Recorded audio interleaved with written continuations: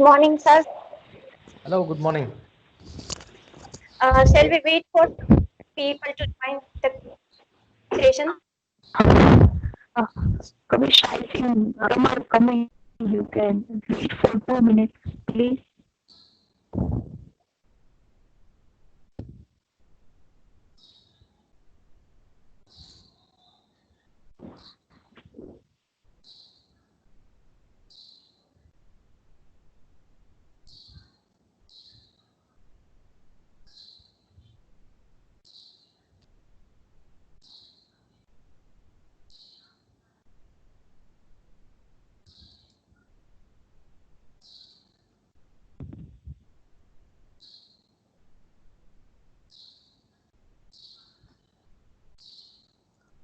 I don't know if you can see the screen.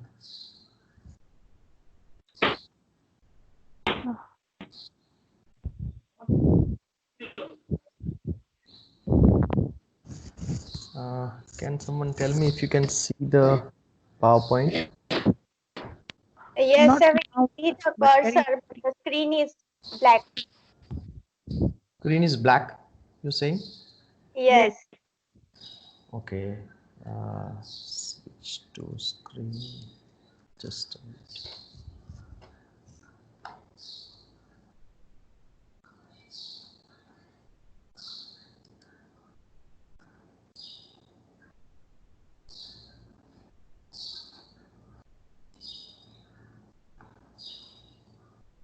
Oh no.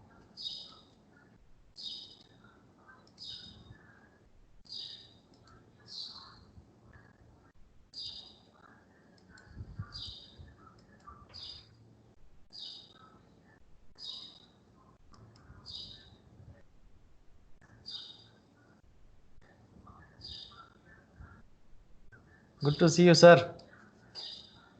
Hello, Vishal. How are you? Great, sir. How are you? I'm great. Looking forward to listening to you. Such a pleasure.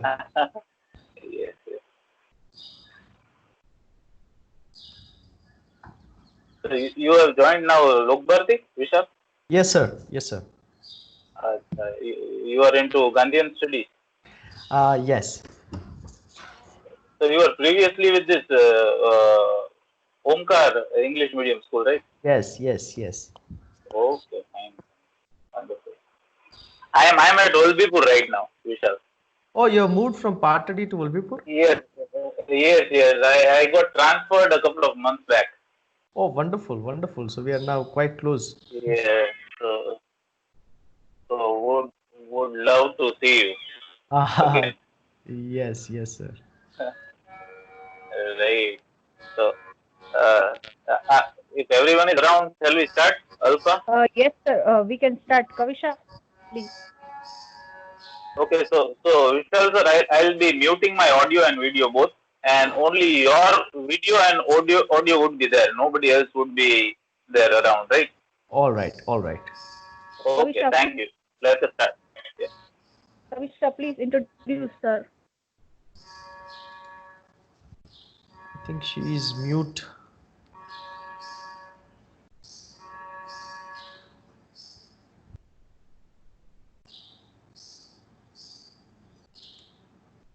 Good morning, everyone. I want to welcome you all in today's session of Dr. Vishal Badani, and I would like to introduce our today's speaker. So he is the director of International Center of Applied Gandhian Studies, Lokbharti Sanosna, Bhavnagar, Gujarat. Sir has worked as a faculty in English with the premier institute and universities of state such as the MS University of Baroda, the Indian Institute of Teacher Education, Marwadi University and GTU. Sir has written and translated textbooks of Cambridge University Press, Gujarat State School Textbook Board, National Institute of Open Schooling, etc. He has been a part of preparing training modules for finishing school program, Government of Gujarat, and learning materials for the Babasaheb Ambedkar Open University.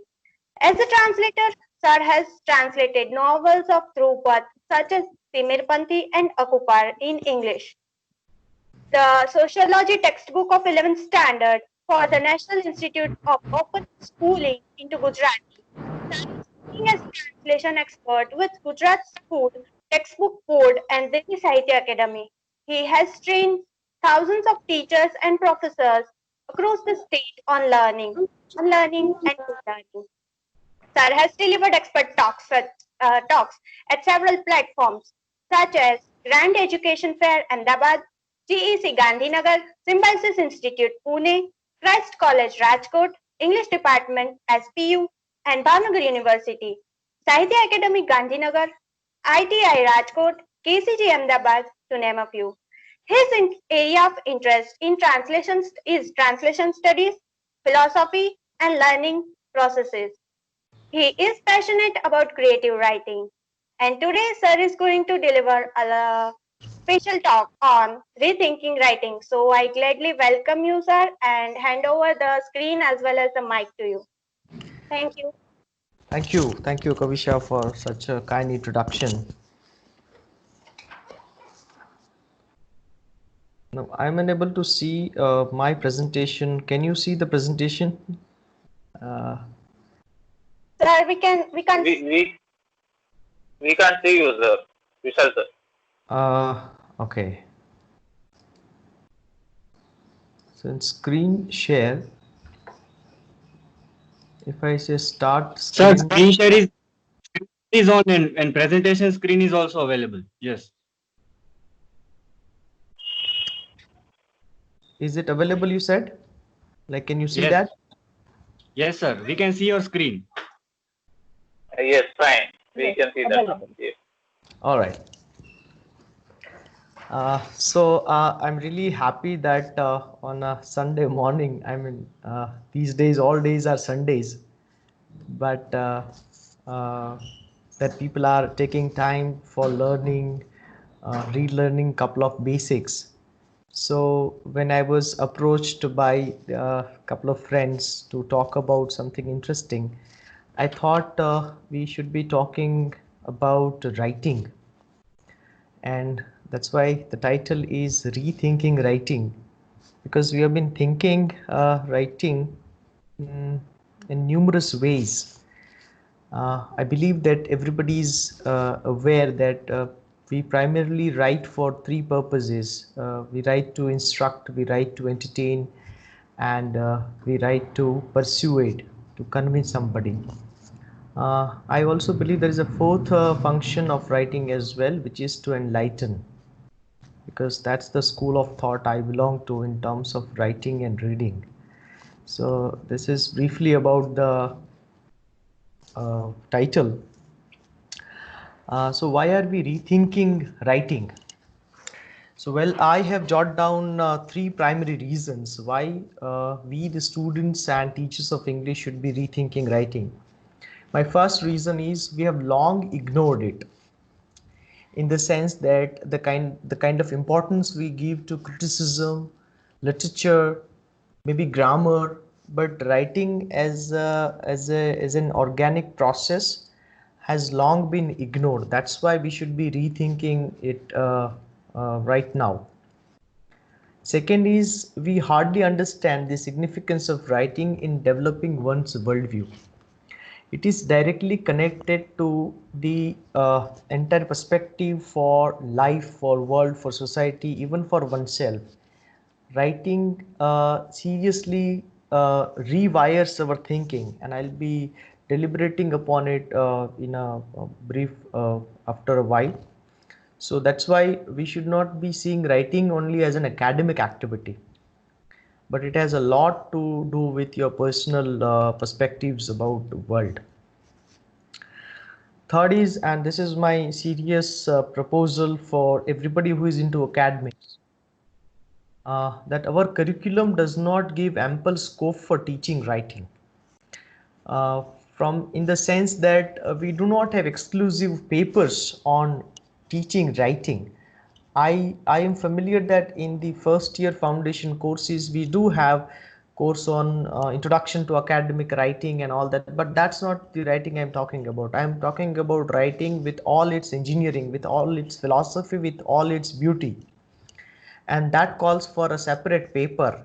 And what I'm proposing is from standard 6 to like PG, across the disciplines, it must be made compulsory. And I am going to analyze reasons in the forthcoming slides. So these are the three reasons why we should be rethinking writing. In this discussion, I'm going to focus on all aspects of writing, not just creative writing or academic writing or persuasive writing, but you'll be getting insights for all such purposes. Yeah, so what can you expect from this lecture? So basically three expectations you can have. One is what writing does to us in terms of its impact on our brain.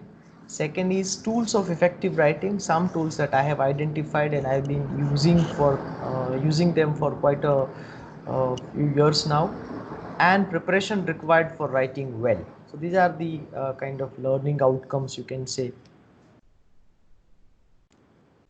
Yeah, so and throughout this lecture, I'm going to have some personal asides as well, because my reading on writing is lesser than my own experience of writing. So every day I make sure that I write few pages on and off the topics that I'm interested in.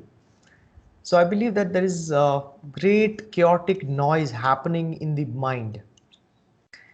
And that's why I consider writing as a beautiful symphony, which translates that chaotic noise into melodious music. And there are reasons to believe in this thesis. First reason is that the invention of writing is actually our brain on the paper. For the first times, humans started seeing their brain on pages, that this is what happens to me. This is what is happening. The whole choreography, all whole orchestra that is being played looks something like this, if not in exact terms, but it looks something like this. So that's why writing is a very serious process and practice that we should be understanding. So this lecture I have divided into two parts. In first part, we will be discussing brain and writing, the relationship between neuroscience and writing. And second is something that we should be interested in, how to write well. So let's go to the first part, brain and writing.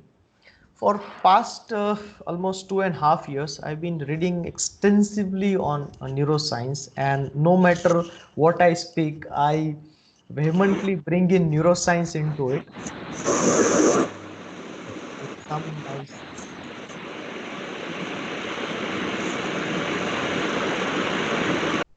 I don't know who's all right. Yes, so I bring in this neuroscience into all the activities I do, and I explored quite a few books on how neuroscience is helping us in terms of our learning processes, for example, language learning in particular. So when we look at brain and writing, the first thing I would like to emphasize is writing is like a sport for our brain. And it is our brain, like any other muscle, can be trained, and that in technical terms known as neuroplasticity. Previously, the assumption was that there are fixed areas in the brain that function for categorical behavior, but recent studies have disapproved it, and now almost everyone is in agreement that the brain changes itself, so it can be trained. So there's a neuroscientist like Martin Lotze. He says that a professional writer's brain is similar to the brain activity of sportsmen during a game, because that's what happens when we write. So many brain regions are involved in the single activity. If I'm allowed a little digression from this writing, even drawing and music are the two exclusive activities wherein major areas of brain are involved. They are exclusive activities. No other activities come closer to involving so many brain regions for a single cause. That's why I'm always of the opinion that we should be doing more and more mind mapping on the page. We should be drawing more and more, and we should be listening to singing, humming, so as to keep our brain fresh and alive for a very long period in our life. So which are the brain areas that are activated when we write anything?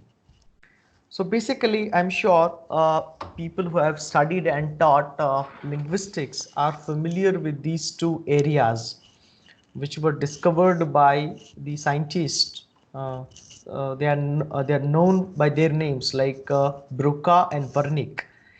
So this Broca's area helps in producing coherent speech, and Wernicke's area helps in speech processing and understanding language.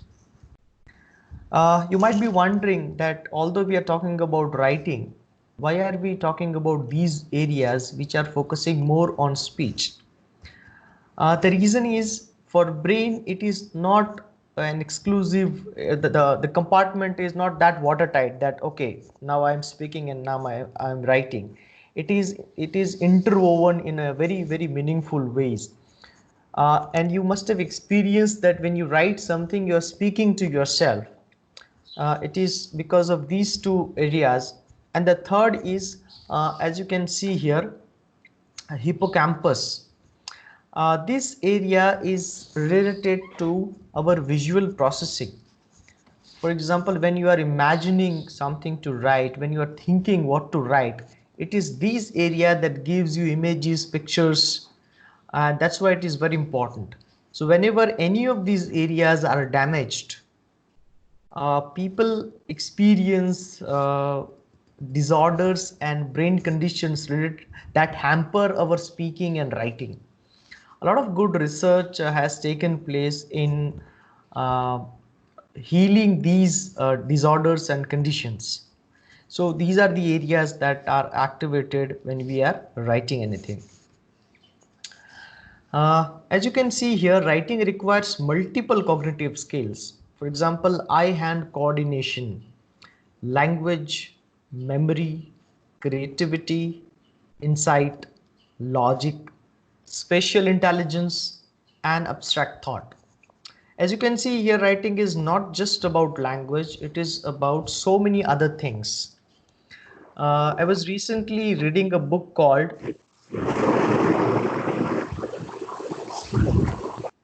The Brain That Changes Itself. It is the best-selling book in the field of neuroscience. And there was a unique case of a lady who had this disorder wherein she experienced perpetual falling. Even after she falls flat on the ground, she feels that she is still falling. It is like when you fall into a bottomless well. So there is no end to that falling. So when the neurologist like investigated the case, they had this MRI and other like test. They figured out that she lost her sense of balance. Now that is the sixth sense. We are familiar with our sense of touch, smell, like sight, hearing, and sniffing. But apart from that, there's a sixth sense that takes care of our sense of balance, and which is somewhere called vestibular function. If somebody loses that, that person cannot sit or stand in any particular position. That's why we have seen that our elders, as they grow old, they have this tendency of falling more often because that function is loosening up. So when we write, this eye-hand coordination is also required, and people who have this problem, they cannot do that very well. And since it requires multiple cognitive skills, it's a damn systematic process, and parallel to that, it's a complex process. And that's why it's very difficult to write well, and not everybody can write well. There are numerous people out there who can speak well, but it's very difficult to map their writing skills with their speaking skills. So it's in that sense very difficult, very complex, and that's why it requires exclusive treatment. And therefore, I have been arguing that we should have a separate paper and separate, in fact, we should not teach it, we should call it training. It requires training. So my question to all of you is, do you write or type? Because this research is going to surprise you. And I'm sure there are many people who will have contentions against this whole research. And for past about 30 years, there has been discussion among teachers and students, which is better to write or to type.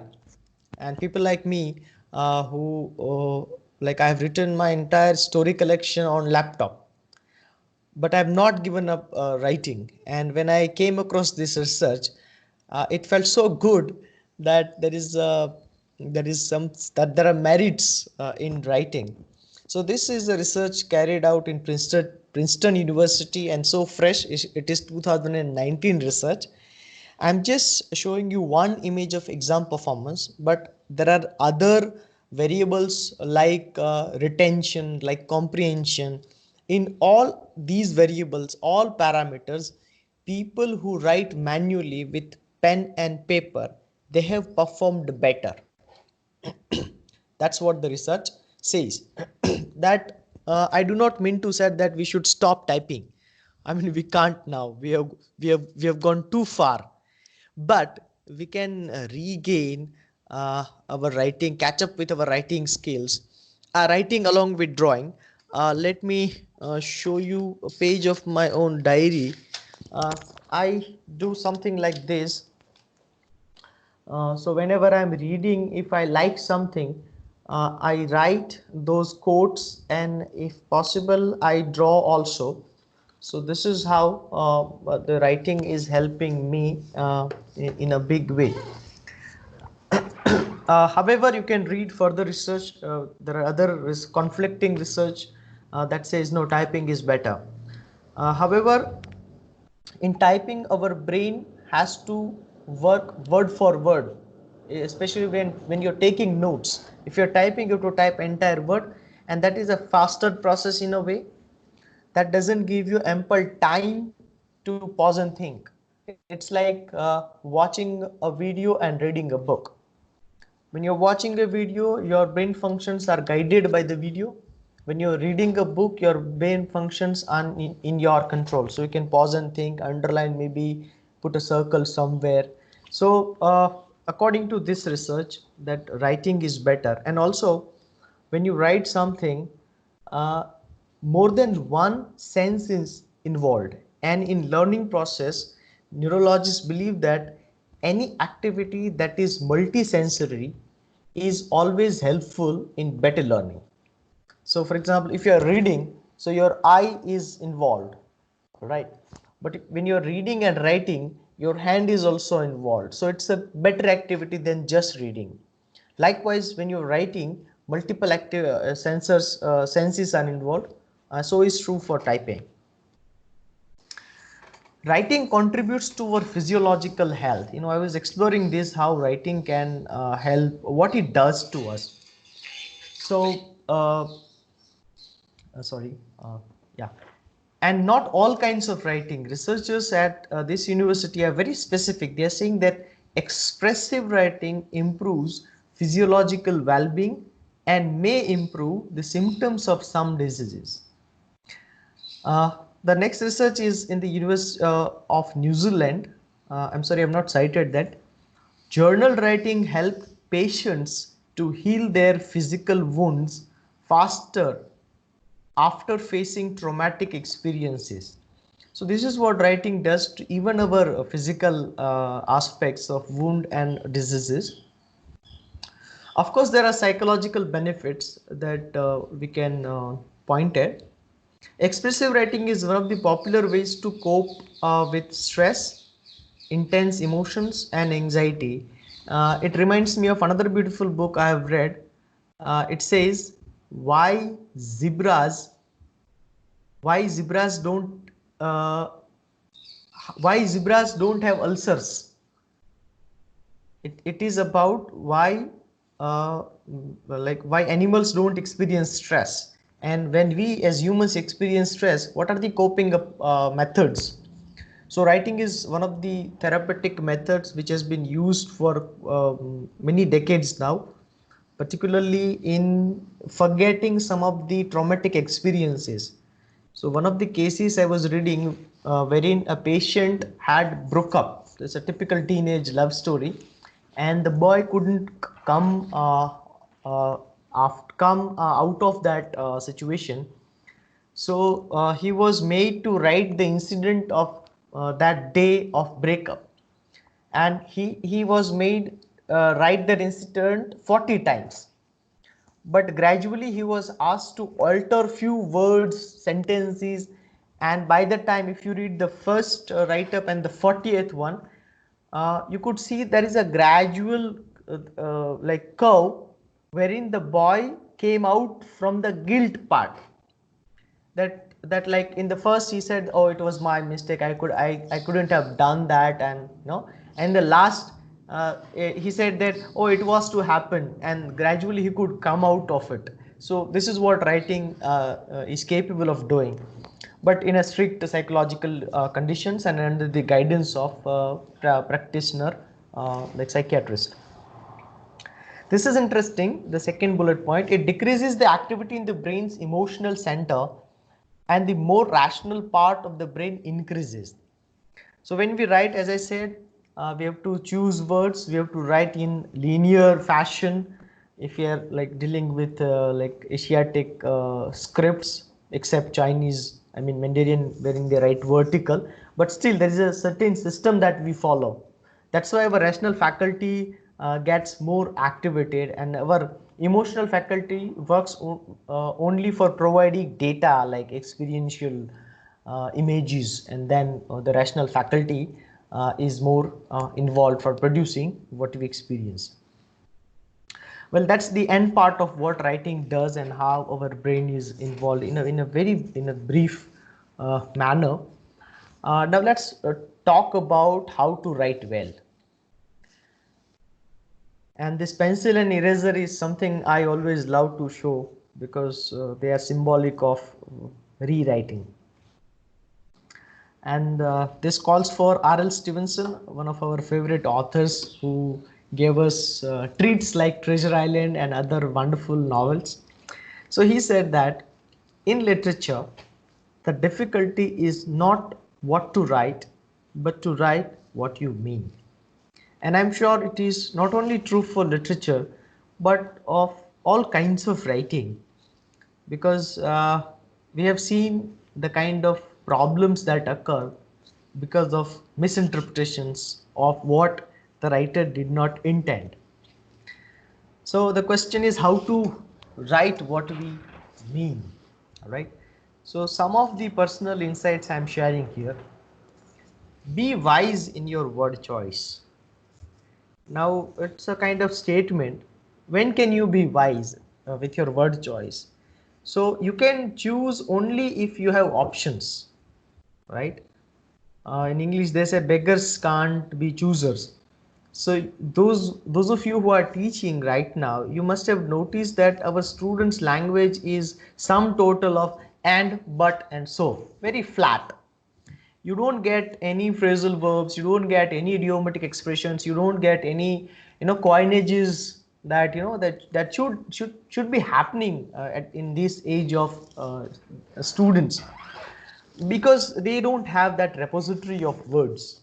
And to have more options, fill your heart, mind, brain with words by reading diversified materials. Here I'll again take maybe a minute to talk about our reading habits. The students of literature, have this obsession for reading literature, and sometimes obsession for teaching literature only. And that is dangerous, because when we read only one disciplines, our register, our language, or our lexicon is captivated by that vocabulary, and that vocabulary governs our entire worldview, which is like myopia. When it's like blinders. So, and it's not good. So I always recommend that the students of arts, literature should be reading all other types of materials. Like we should be reading commerce, history, philosophy, artificial intelligence, a bit of computer science, a bit of biology, chemistry, all this discipline, because these words, they activate particular functions in the brain, and when you need them, you can have easy access. So to be wise, you should have more words. And how can you have more words? When you read diversified materials. Some problems and their solutions that I would like to talk about while writing. Many of these problems are known to us for decades now, and that's why we have come up with solutions. So what I'm going to do is maybe I'll be talking about 4 problems and their solutions. These are kind of errors that we make while writing. First is misuse words. You can see here there's the original sentence and the revised one. Sometimes, when we are in hurry or in haste, we use word which doesn't fit there in the context. So in this sentence, as you can see, India has a monotonous culture and India has a homogeneous culture. We are not looking at the fact of the statement, but just the choice of the word. However, the fact remains India has heterogeneous culture. But as you can see, monotony and homogeneity. Monotony has to do with time, whereas homogeneity has to do with the pattern. So when we misuse words, we lack the charm that should be there in the sentence. So first problem is this: we should avoid monotony. So as I said, our students' language and, but, and so. So it should have been made more heterogeneous with diversified sentence expressions. Second is this: words with unwanted connotations and meanings. Now this can create havoc, particularly when we are writing for heterogeneous groups of readers. Some of them could be expert readers, some of them could be readers who are always interested into the political maneuvers of statements. So a statement like this, like I sprayed the ants in their private places, I sprayed, and revised one is I sprayed the ants in their hiding places. Like what we mean in our mind is the hiding places, but for the want of the exact word, we use loose terms, loose words, and that create problems. So I recommend that we must have a thesaurus either in hard or soft copy before we write anything which is meant for any good cause, be it for teaching, if we are preparing teaching material, if you're writing an article for like journal, or maybe a story that large mass is going to read, then we should be extra cautious. Third is a very simple, yet at times I've noticed that some students and even some adults make this mistake with the pronoun, wherein readers cannot tell whom or what it refers to. As in the first sentence, you can see, my cousin Ashish hugged my brother Rajesh, even though he didn't like him very much. So now, as you can see, the purple colored, so there's this confusion. Maybe as English teachers and students we can make out, but when we talk about general readers, it might be difficult for them to process these slightly complex sentences. So it's just alteration of one word with like him with Rajesh that will make the sense absolutely clear. Unnecessary jargon and technical terms. I'm reminded of a friend who had this habit of using idioms excessively. I mean, so excessively that we used to stay away from him, because he had this, it's a typical, PG habit. When we are in PG, we are obsessed with using bombastic words and jargons. So he used to say that, in place of saying, oh, it looks strange to me, he would forcefully, consciously, effortfully, he would say, oh, it looks Greek and Latin to me. Well, that sounds like little funny to me, I don't know about you, but so look at the original sentence. The dialectical interface between liberals and extremists has helped us understand their modus operandi. Uh, of course, when the audience is closed, like a particular discipline, they belong to a particular discipline, we should use technical terms, because without them, we cannot navigate through some of the best practices of that discipline. However, we can, we can make them mild, and look at the revised version. I'm not saying this is the best one. I'm saying one of the alternatives. The dialogue between the liberals and extremists has helped us understand their plan. Uh, of late, I have realized, and recently Mark Zuckerberg articulated also, and I quote him, that the moment you simplify processes, you enter the right path. So I believe world is already complicated. Let's not complicate it further through our writing. Maybe we can simplify. Fifth and last problem is wordiness. Again, we take this wordiness during our maybe college or master's days, when we are writing research papers, wherein we enjoy complexity of sentences, but at times we become too wordy. So you can juxtapose these two pillars, two columns that I have placed here, and see that certain sentences, certain words are redundant words. We should easily replace them with their shorter versions of with phrases. So like I'm not going to read, or maybe I can read at least each alternate. So I came to the realization that instead we can say I realized that concerning the matter of, about, in the process of, while, due to the fact that, because, at the point in time, then. I'm not saying for all these expressions you should replace them. Of course, in certain places these saffron color expressions are required. I'm saying it's this judicious sense of not being wordy helps us in writing in a very interesting manner.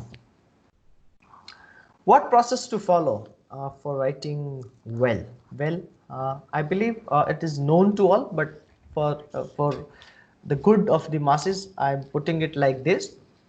So there are 3 steps: before, during, and after. So before writing, we should have knowledge, vocabulary, and for that we should be reading continuously. Uh, there's something all of you are familiar called writer's block. So many of us have this tendency that let me read enough and then I'll start writing. Well, that day doesn't come. Once you start reading and when you feel you have like this compulsion for writing something, you must jump into it. So they go hand in hand then. During writing, we should be using dictionary, thesaurus, and facts. We should be checking our facts twice before like letting them out for the larger audience. After, we should be reading and rereading our own writer. I've noticed that students make all the mistakes for the first time in the exam itself. They don't prepare drafts. So from grammar to usage to punctuations to spellings, all these errors are correctable errors, and even in the second draft. Second is invite criticisms. When we write, we should send it to few friends who have better command over language and who can really be brutally honest with us and tell us what should not happen, what should not be included, or what should be included. And then finally, we should revise that. Now as you know that for sharpening writing, it's not just that we should focus on grammar and spellings and sentence structure and all that. There are a couple of other things that can help. I'm sharing my personal experience. What other things help in sharpening my own writing skill? First is reading philosophy. Second is paraphrasing legal documents. This I always use in my workshop with teachers, particularly English teachers. And third is, of course, translating. Let me enlist reasons why and how these things help. First is reading philosophy, how that helps us in writing well. First is reading philosophy challenges, it questions our own beliefs, and that's very important. Unless there is a constant churning of ideas takes place in our mind, we cannot come with original ideas. So we must come out of conformity of our beliefs, of our stagnant beliefs. And so reading philosophy does that. It makes you question everything you believe. That's why we should be reading philosophers quite often, in fact more often than we should be doing right now. Second thing reading philosophy does is it makes you see connections between apparently disconnect ideas. So you know what Steve Jobs said, it's all about connecting the dots.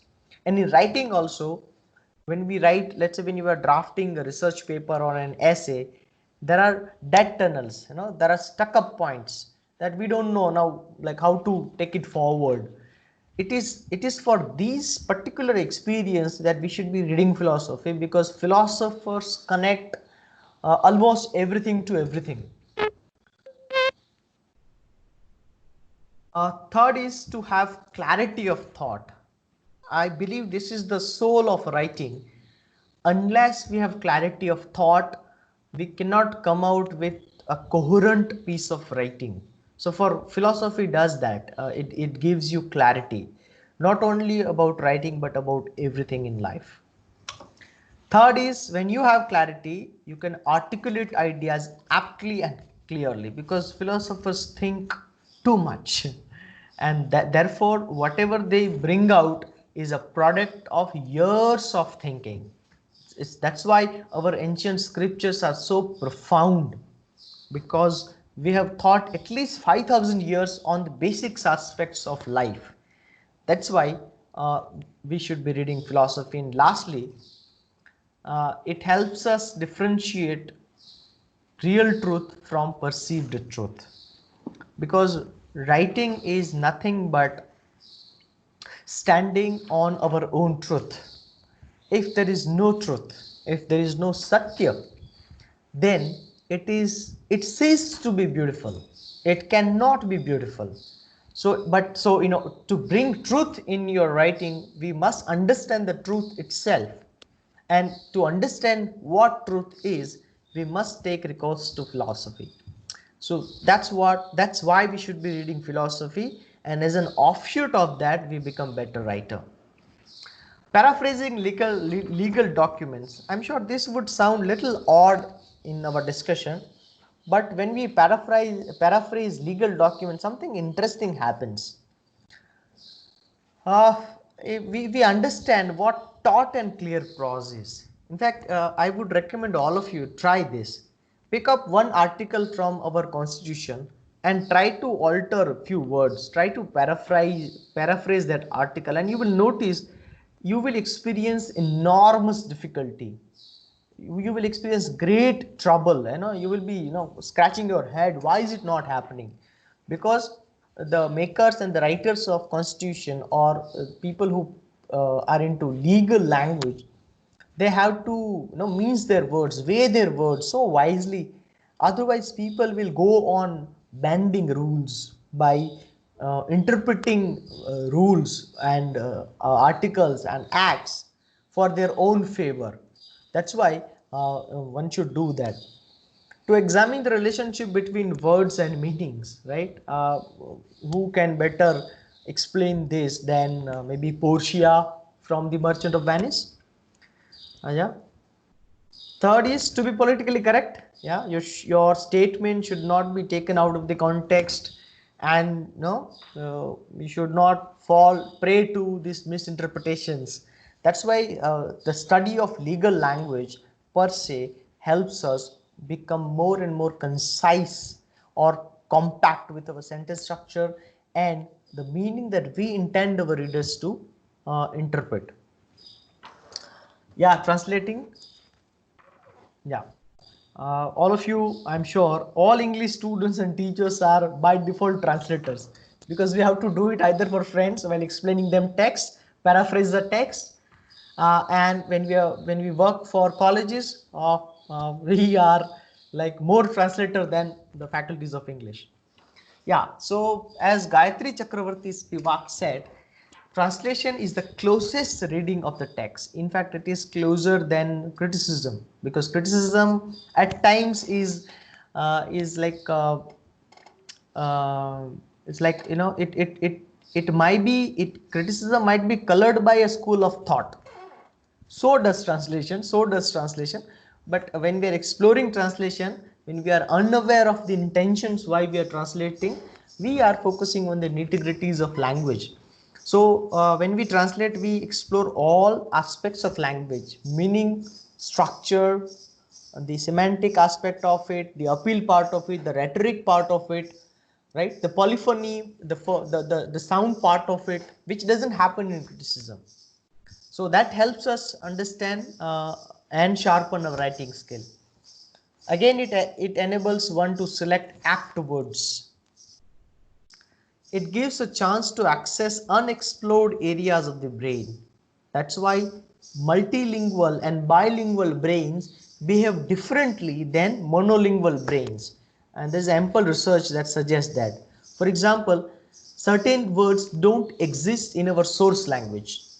So when we get familiarized with them, we don't only understand the words, but we also install the concept behind that words. Let me give one simple example, that there is no word for a brother without a sister in English or in Gujarati. Like, you know, we have a word for children without parents, like they are called orphans or anath. There is no word for a brother who does not have a sister. Now when you, well, let's say when we come across such a word in one of the languages of the world, then the brain function which is related, which can hold that concept, gets activated. So that's why it's very good to be polyglot, and it's good to learn newer languages. So after writing anything, I always ask myself, can my words convey my thoughts truthfully? It is this gap that we have to fill. This gap is of the distance between words and the truth they convey. So this is my like lifelong exploration, that I should be filling this gap as much as possible. And there are other questions, particular questions that I always ask. First question is, am I sure what each word I use really means? Here the emphasis is on really, because sometimes we loosely use our words. Have I found the exact word or just settle for the near synonym?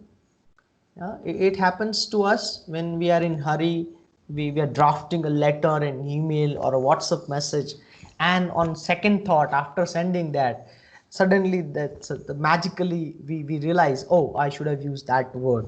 Right? It happens with all of us who are obsessed with language and words. Am I trying to impress my reader?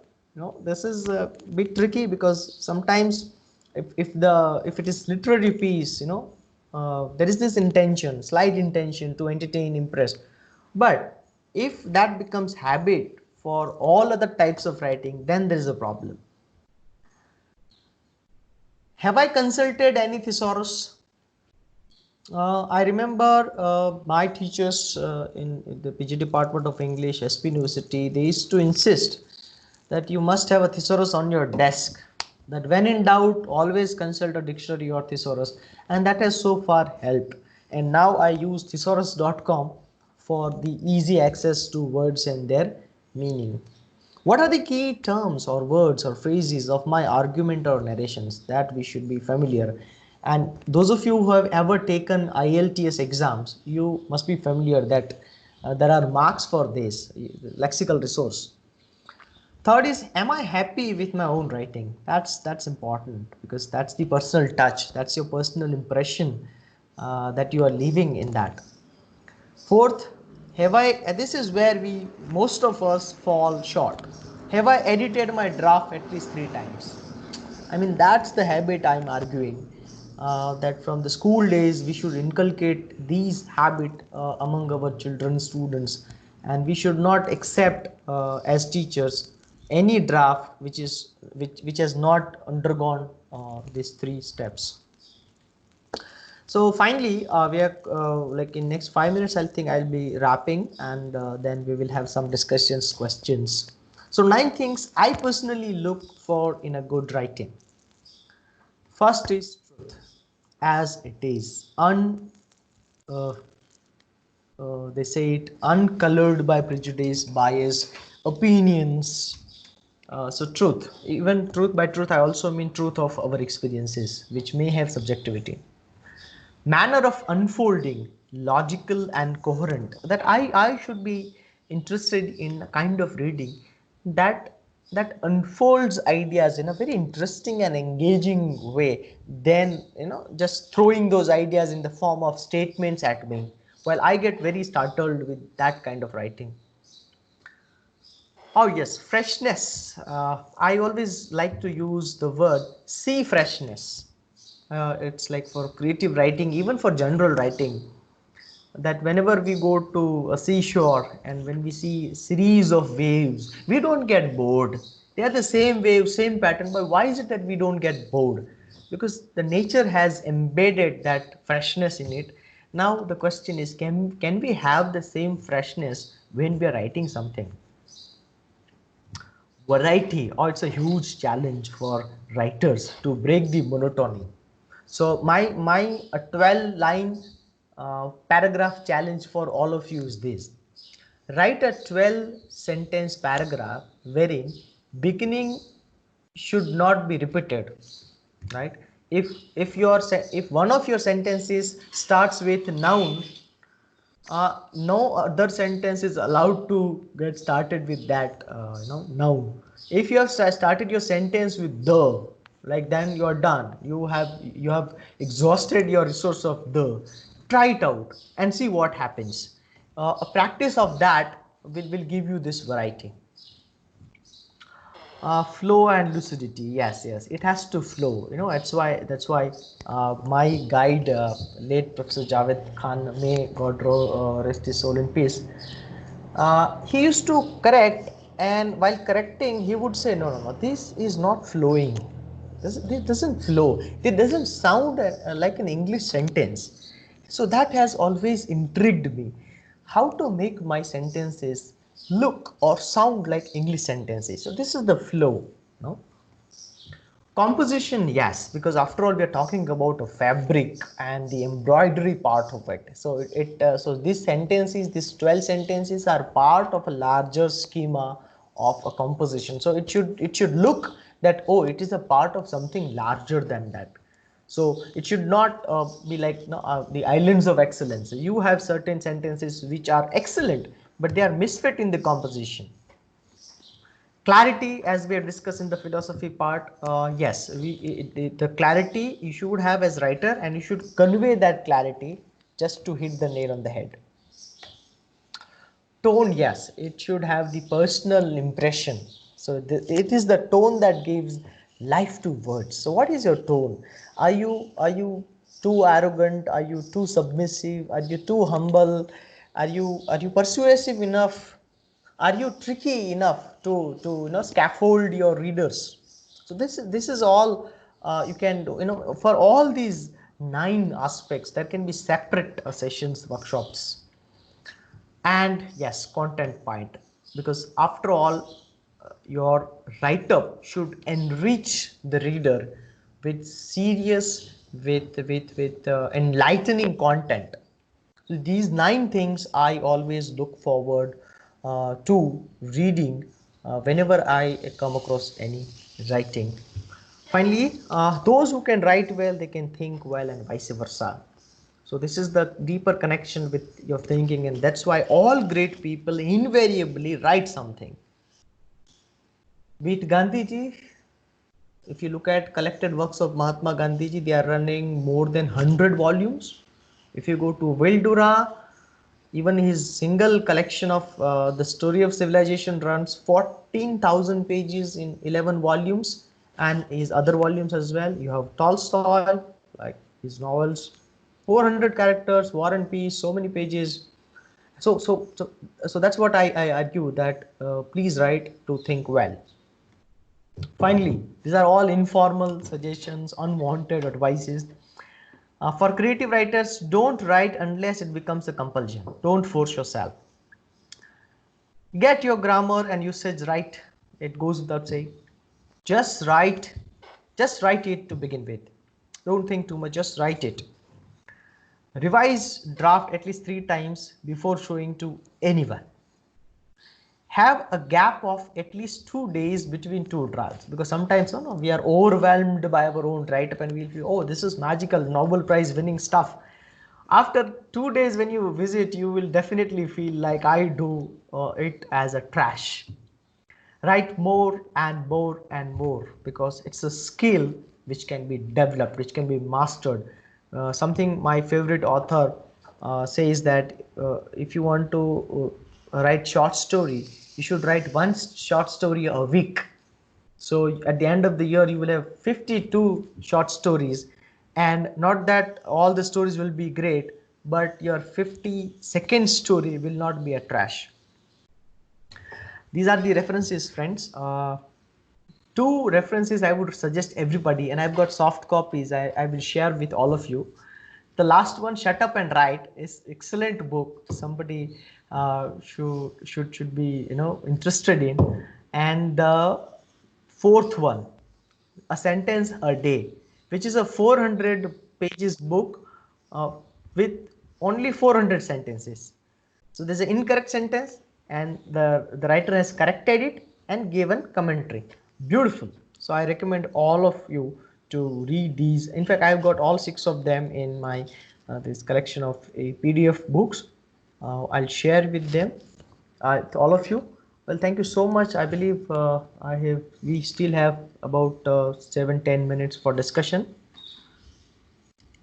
Yes, are you still there? Yes, Vishal sir. Yeah. So first of all, it was wonderful listening to you after a long time. That is,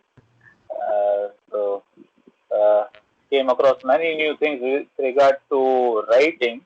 Now I have certain what should I call doubts with regard to how to write, because I perhaps am not as good a writer as you are. So the first thing that comes to my mind directly, Vishal sir, is do the words choose us, or we choose the words? That is the standard question that we always have, and we always have to go through when we write. Because sometimes what happens is, when we write very simple, also I am of the same belief system as you are, that we have to be as simple as possible when we write. But sometimes our simplistic writing may be taken for granted as well, because when we write very simply, or when we communicate very simply, there's this whole notion of knowledge at par with the usage of words is very problematic sometimes. So what do you have to suggest on that, Vishal? Okay. First is, please don't call me sir, and this is a request to everybody. Please call me Vishal. I'm more comfortable with that. First is the idea of whether we choose words or words choose us. So again, I'll go back to neuroscience. So it's the more we read, the more access we get to that region of the brain. So when we write something, we have a smoother path to that area of the brain. So the rapidity of our access to word increases, and that's how we become better in terms of choice of words. Definitely words cannot choose us, because they are just codes of the brain. We choose the words, but the process is so subtle that sometimes we feel that they choose us. Secondly, the part of simplicity, like Gandhi has been a very simple writer, and so far the world has taken him so seriously and so knowledgeable. So to me, we should uphold, we should continue to uphold this idea of simple writing.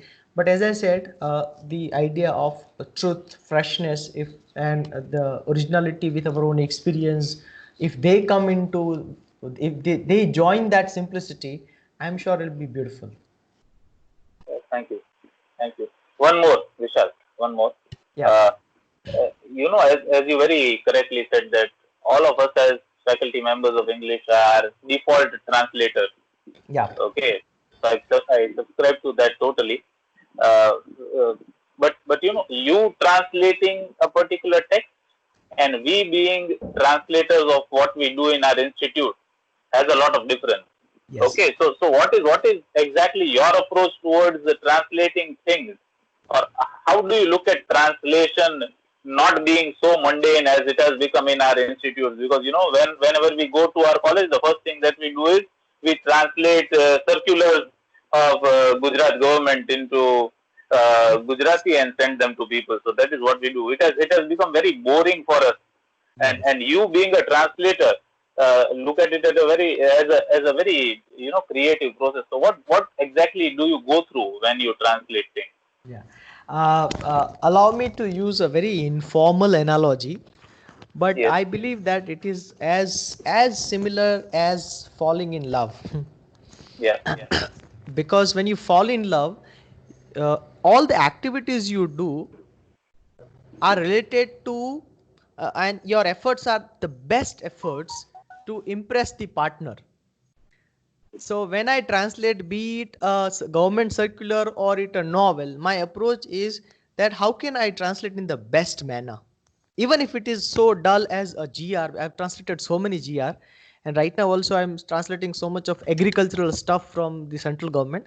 But still, my hunt is always for the best, or the apt. I would use the word apt. If I go with that approach, I really enjoy that process. Okay. Thanks. If anybody else wants to come in, can. Hello, Yes. am I audible there? Yeah, you're audible. I think Jai is there. Vishal, Yes. finally, so pleased to hear you after so long. Oh yes. Thank you. Perhaps I am, along with Dr. Vishal Pandya sir, I am the one who has witnessed your journey so far in the last decade. So, Yes. kudos to you and lots of love to you, my Thanks. friend. Thanks.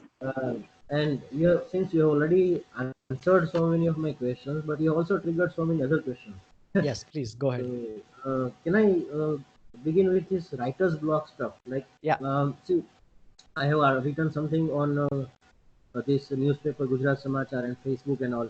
But then, whenever I start writing, this excessive consciousness of the response that I have received in past intervenes my writing process, and I ultimately give up. Like, okay, I can't write it the way I used to do previously. So, is it what we call writer's block or something else, and how to deal with that?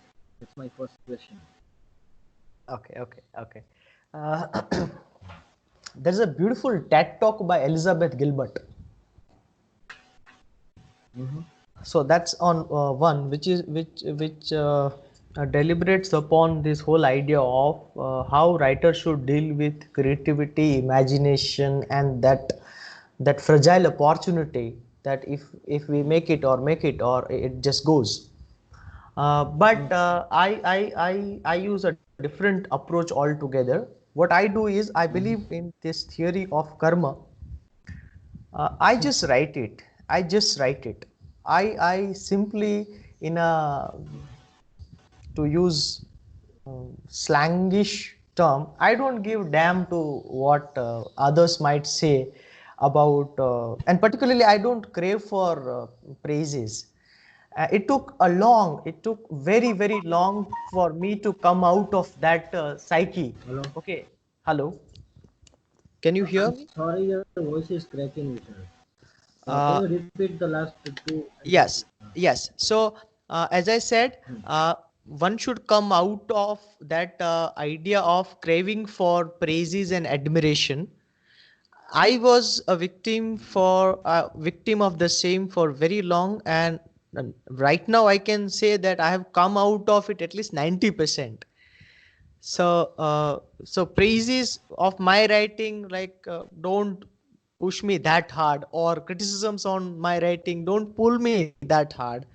So we should just write, and because no matter what you write, it could be as excellent as William Shakespeare, but the context, which is so dynamic, which is changing every moment. So right now in COVID-19, if somebody writes about freedom, can be taken in a all different manner than that person writing it on any normal day. So I believe we should be just writing. True. And one more, Yeah. if these people allow me. You must be familiar with that famous quote of Chekhov that literature is medicine is my lawful wife and literature is my mistress, right? Yeah. So similarly, I call Gujarati, and I mean I am caught between this conflict of Gujarati and English. Yeah. Since our area is specialization is English, and I love to write in Gujarati, but then I want to write two verses at a time. So is it possible according to you, and how to deal with this dilemma or conflict? Uh, yeah, I believe no, but like even if like this is a problem with all the bilingual writers. Uh, but I, on my personal experience, that no matter how rich our English may be, it cannot compete at any day with the repository of words in our mother tongue, and that says it all. So like, and also with this, there's a footnote is, Gujarati being a language from certain culture sometimes fails to hold certain ideas. For example, I find it very difficult to write about maybe uh, freedom, violence, uh, like, all the Western concepts, extreme individualism, for example, or maybe concepts like queer, lesbian, homosexuality. How do you write about them in Gujarati? I don't know. So I think it is the idea that would decide the mode of language, or the choice of language. This is my personal take on this. Mhm. Yes. And the last one, since we should also give chance to other students also. You must have, I mean, you mentioned about reading from philosophy, commerce, and other disciplines, right? And you have been exploring translations a lot. So, would you please recommend certain texts, certain books, apart from literary gamut, for us to Oh, read? a number of them. Uh, first is the beginners of philosophy. The book is The Story of Philosophy by Will Durant. Yeah, that's Beginners of philosophy or story of? yeah. I mean, for all the beginners, or even people who have been reading philosophy for long. I mean, it's a all-time favorite book. Uh, so the story of philosophy is one. If anyone is interested in this neuroscience, artificial intelligence, you can read the book called particularly neuroscience and spirituality. There's a book called Neurodharma. Mm-hmm. Uh, it's about Buddhism and neurology. Yeah. You can read writings, particularly political writings of William Hazlitt, maybe even Albert Camus' political writing, because he was editor of this Combat, and so many of his articles are so profound that we should be reading. Our all-time favorite is Francis Bacon. Again, his political thoughts. Yeah, and in the area of, I think I also enjoy Amartya Sen. Gandhi is also there. So these are some of the books you can. Argumentative Indian. Yeah, argumentative Indian, and yes, there is one more book that he has written very recently. It's about the tradition of dialogue in ancient India. Yeah, there are some But of the but stay away from Shashi Tharoor. no, we should read all. We should read. And yes, there is a request. If possible, please do share your this slide of PPT stuff with the organizer. Yeah, definitely. Yes, yes. I'll Yes. I'll I'll share. Yes. So I'm thankful to the team Alpa and their friends, and I would not thank you, Ah, yes. Please, but please don't. we'll get in touch on phone. Thank you. Definitely. Yes. Yes. Hello, sir. Yes. Hello. Sir, my question is in chat box. Can you read this and Uh, answer? just a minute. I have to explore it. Yes, Uh, that's one. okay. LTS exams are, but yeah. No. Yes. Okay. Just a minute. Ah. We have seen writers with pen and diary in movies and literature. That is the portrayal of writers. It also defines a connection of writer and diary. Pen. Pen, yeah, and write. Pen also, diary, pen. Also, emotions are connected with pen. Is it also the same if we replace pen with typing directly? Is any change if we can notice, or it can be individually also? Okay, so it's again writing and typing stuff. Let me give you example of Ernest Hemingway and J.K. Rowling. Ernest Hemingway and J.K. Rowling both had choice of typewriter. But for writing certain pages, certain chapters, they chose to write with pen and paper. Now that tells us something, that while typing, they were, of course, they were brilliant, but they wanted to make optimum use of their creativity to express certain ideas which they felt that they could not on typewriter. So that's why they chose to write on with pen and paper. And that J.K. Rowling's leather pen was put in auction, and it was sold, I think, $4 million. Can you believe that? $4 million. Oh, So I believe there is some relationship with pen and paper, but we are yet to explore more research on whether something really like drastic happens in terms of our access to creative areas of the brain. yes, sir. If anyone has question, please. Yeah, hello. Sir, And congratulations. Hello. I'm getting multiple voices. Please, one at a time. Okay. Am I audible to you, sir? Yes, now you are Milan better. Yes, Milan. Yes, Oh. Milan. Okay. First of all, thank you and congratulations to both of you, Alpha and Vishal, sir. Hello. Now, I would like to add some points in your slides. That reading of books of other disciplines helps writers to write better beyond their field. Writers to write beyond their field. Personally, I have noticed that many works of literature have something of science, religion, psychology, philosophy, history, commerce, and economics, and even of performance. Now it is also a part of psychoanalysis. Now, coming to my question, how to avoid translating the text in the class? Okay. And secondly, I'm impressed by the thought that writing is more a psychological process. Now, my question is that why I'm not able to write what I think. Now, for say, I got my thoughts got changed as soon as I start writing. Throw some light on this from psychological point of view, sir.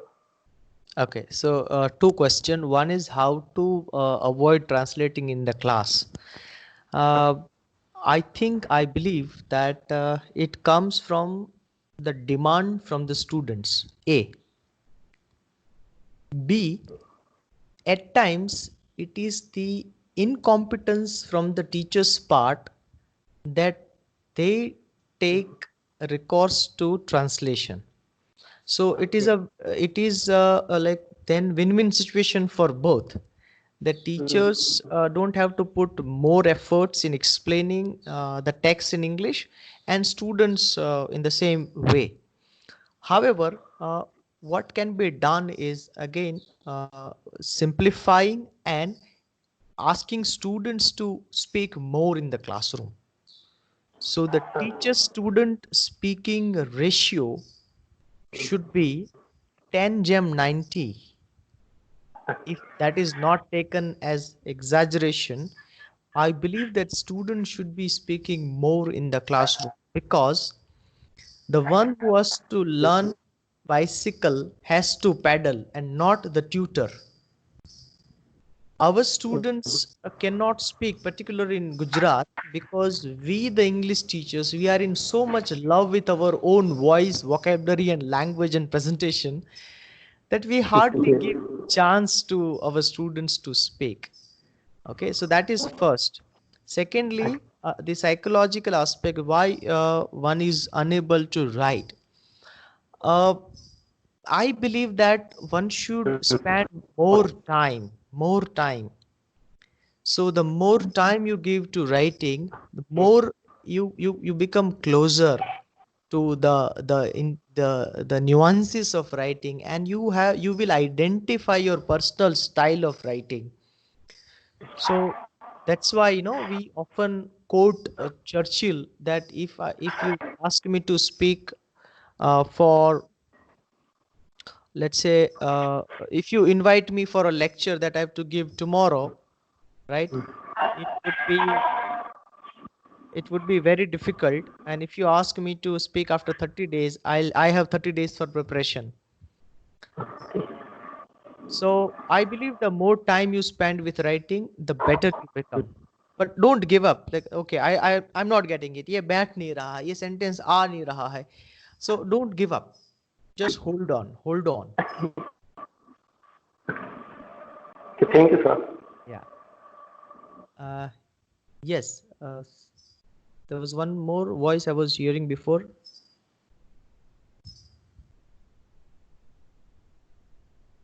Sir, Vaidi, question, and after that, from students' point of view, I shall ask if you permit. Yeah. Oh, I'm nobody to permit. I'm just a co-learner. Yeah. Please. So Yes. Vaidi. Yes.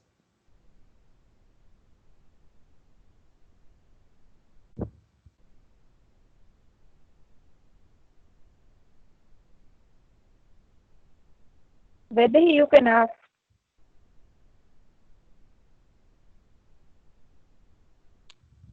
I think we have lost her. Otherwise, if you can type the question, maybe.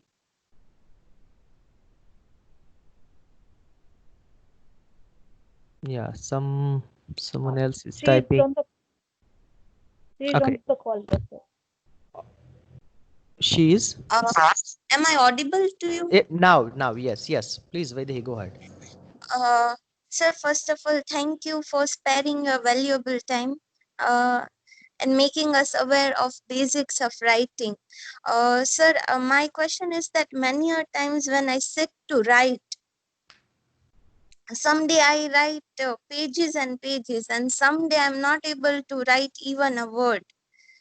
So how to cope up with this when you have a deadline? Okay.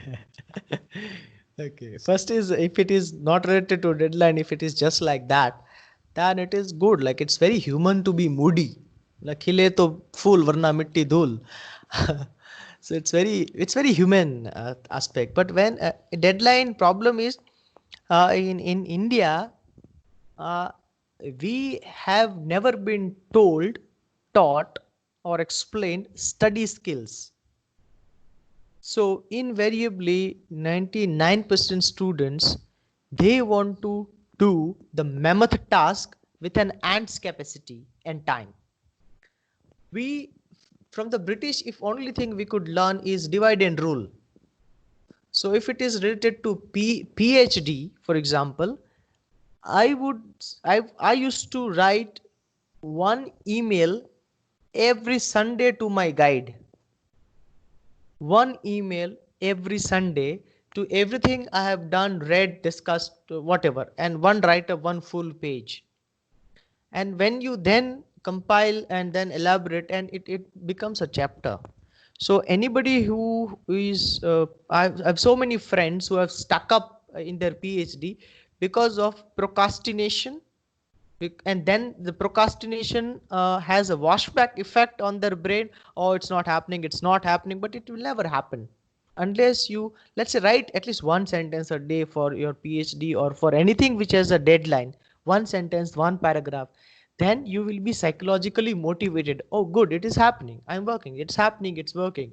So it will be like, you know, a greater interest on your saving.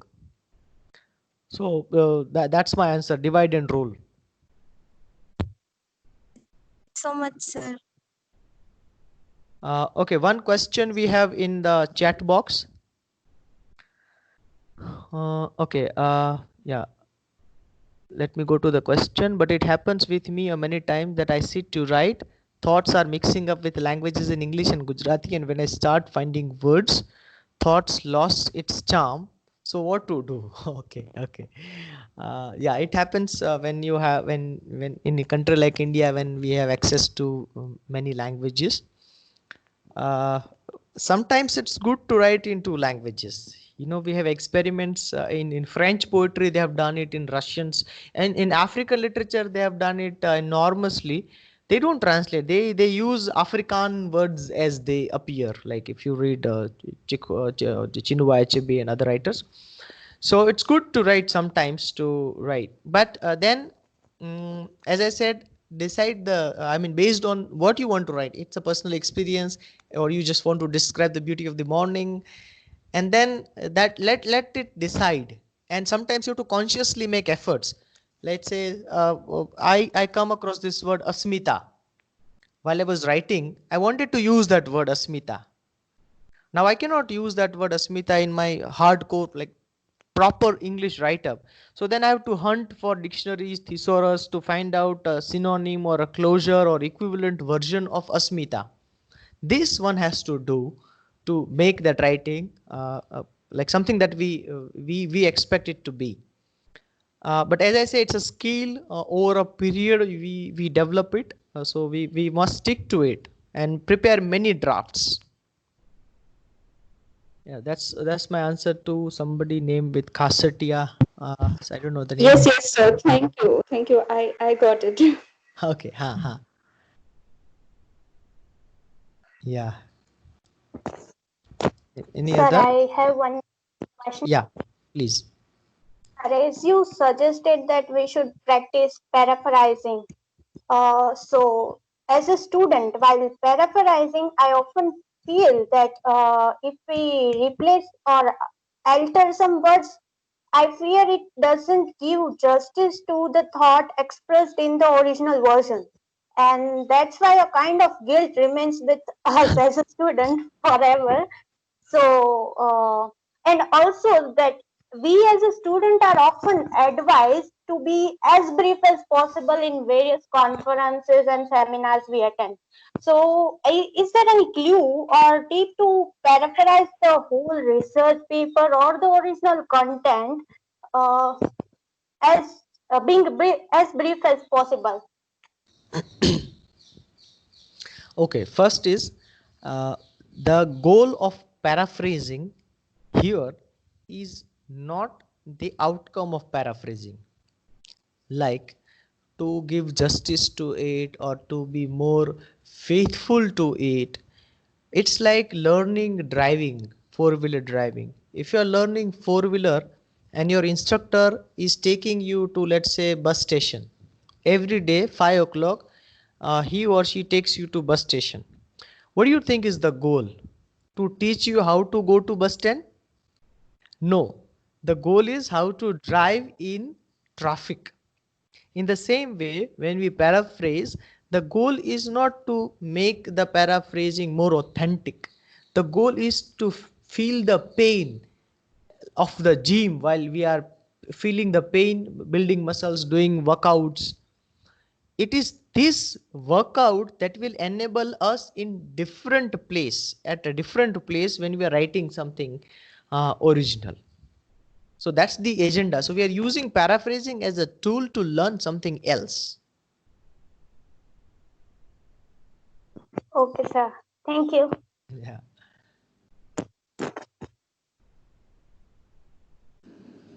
Yeah, this paraphrasing works in our when we give examination.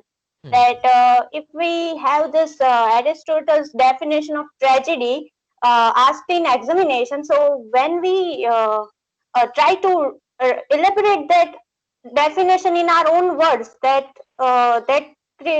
gives a kind of magic to our answer. But when we consciously try that in various seminars and conferences, we aren't able to do that. If you are able in one place and if you are unable in other place, I'm sure the context has a role to play, because in seminars and conferences you have those 40-50 pairs of eyes, staring at you, and so that might bring kind of nervousness. And okay, so that could be one in terms of presentation. But I'm sure writing it shouldn't happen provided you have rich vocabulary, and when you have prepared at least 2-3 drafts. All right, sir. So I would like to add into this, Vishal. Please, please. Was it Vedai, madam? And I think Kavisha. So, okay. So the problem that Vishal very rightly pointed out is you can write excellently, but you perhaps when you try to speak somewhere in any conference or in seminar, you are not able to. Simply because you are directly judged in a seminar. As Vishal said, as soon as you speak, you will get a sense of a judgment from the audience who is listening to you, and that might be making you slightly nervous with regard to how you approach what you want to say. In terms of writing, there is no such fear of being judged very directly or instantly. So that is perhaps the change that is the context that Vishal is talking about, to be simpler in that way. Yes, sir. It is very relatable. Yes, exactly. So, is there any question? We warmly welcome from learners and Vishal sir, I have one question in terms of translation topic. Yeah, please ask. Who is sir? this? Nowadays, Rohit, right? My name is Rohit Vyas, sir. Yeah, please, and Rohit. I'm much more interested in translating text from English to Gujarati. All right. Because I've always thought that what is there in English language should be available in Gujarati language also, so that the people staying afar should make the knowledge very handy at that time. So Right. there is a novel written by Albert Camus, The Plague. It is it is published in Gujarati language. In Gujarat Samachar magazine. I think it is translated by Paresh Vyas, and I'm reading. So it is in 10 installments. So the language, the way he has used translation process, it is very brief and summarized. So can we just use the method of translating each and every sentence in Gujarati rather than just paraphrasing the entire core idea of the entire English text or paragraph? Yes, in fact, when we approach translation, there are choices we have to make. First choice is whether you want to foreignize the text or localize the text. By foreignize, I mean when a reader reads the text, do you want the reader get the feel that, oh yes, it is a translated text, I'm reading a translated text. That is foreignization. You make conscious choice. Second is you localize it, like Meghani did, like many others did, that readers forget that they are reading a translated text. So my personal experience in translation of English to Gujarati is of the second kind. I feel that localization helps more. So I have translated this Chekhov's story, Death of a Government Clerk, in Kathiawadi dialect and in Kathiawadi context. So I've changed everything, but the plot remains as it is. So that helps. In abridged, the goal of abridged is to give crux. to the readers who are not familiar with the original language. It has its merit, but those who want to relish the text in its entirety should go to the translation wherein sentence to sentence or maybe paragraph to paragraph has been justified. Okay, sir. Thank you. So Rohit, I would like to add to this also. What actually happens is, and Vishal, I'll let you know one of the names that we both are very relatable with. Yeah. In terms of translation, what happens is, for example, if you are a teacher in a classroom, Rohit, okay, so you always tell your teacher to, સાહેબ આમ કેવા શું માગે છે, આમ એટલું કહી દો ને, આમ કેવા શું માગે, શું કેવું છે આમ. You speak the entire paragraph, you say the context, and at the end we had this very wonderful student, Ajit Dodia, if you remember. Oh, yes, yes, yes. Yes. So what he used to do was, he used to be absolutely baffled by the use of words by our teachers at that time. So, you know, so whenever he used to come across me and perhaps Vishal also, he used to simply say, "Ke bhai, sir, ટૂંકમાં શું કહેવા માંગે, એવું કહી દો ને, આટલું બધું અઘરું કેમ?" So what translation in our mind is to you know to shorten the length in terms of how we understand things. That is what I believe, Rohit. And that mindset has to change. Okay. So જે આપણે ટૂંકમાં કહી દો ને, એવું જે આપણે કહેવાની અથવા સમજવાની રીત છે એમાંથી બહાર નીકળીએ તો ટ્રાન્સલેશન વધારે ઇફેક્ટિવ થાય. I think Vishal. Yes, sir.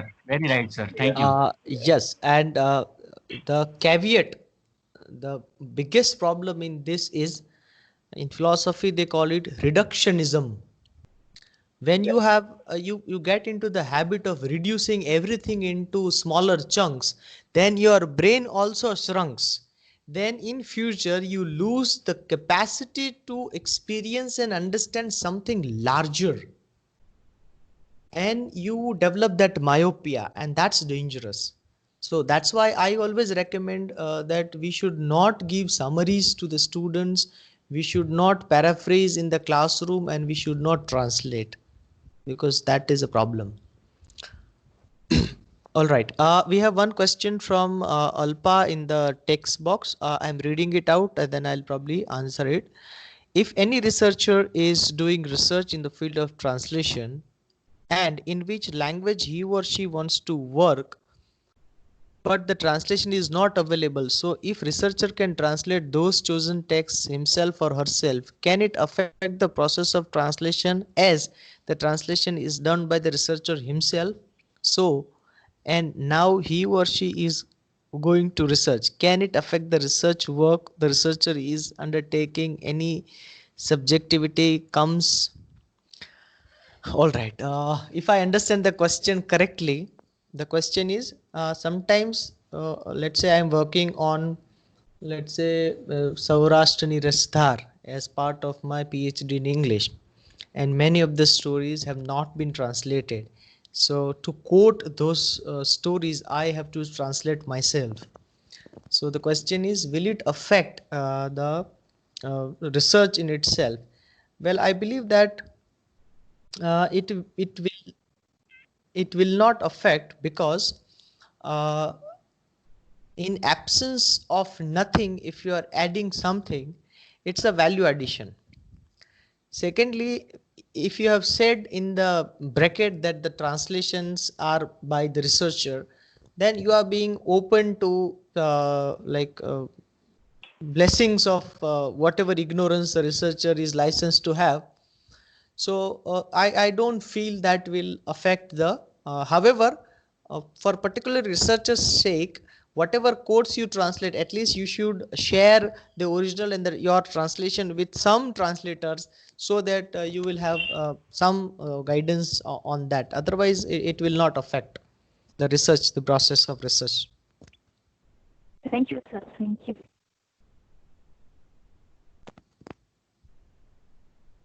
I think we don't have another question. Kavisha, please. Okay, so Vishal, thank you very much. It was a pleasure listening to you, and thank you, Vaidehi Madam, for inviting Vishal on this platform, and we look forward to many more sessions with you, Vishal.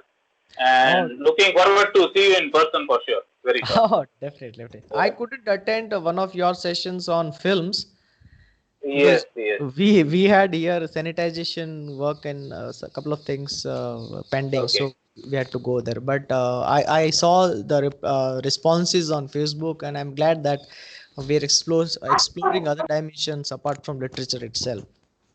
Absolutely. Absolutely. Thank you, Vishal. Have a good day. Yeah, thank you so much, sir. Thank you so much. Thank you everyone for listening to me and enlightening with your questions and discussions. Thank you, sir. Thank you so much. Yeah, thank you.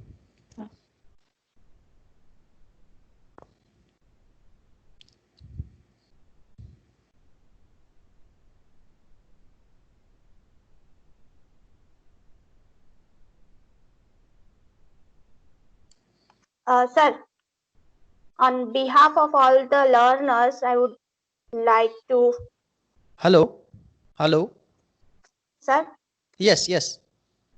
sir, on behalf of all the learners, I would like to propose a special vote of thanks, Oh, not thanks to you, for enlightening us with the process of thinking while writing and with worthy tips as well. Thank you, sir, thanks. for the It's always discussion as well. pleasure to discuss with all of you.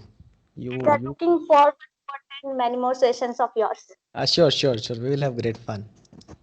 Yeah. Thank you, sir. Okay, thank you. Bye. Take care. Stay safe, sir.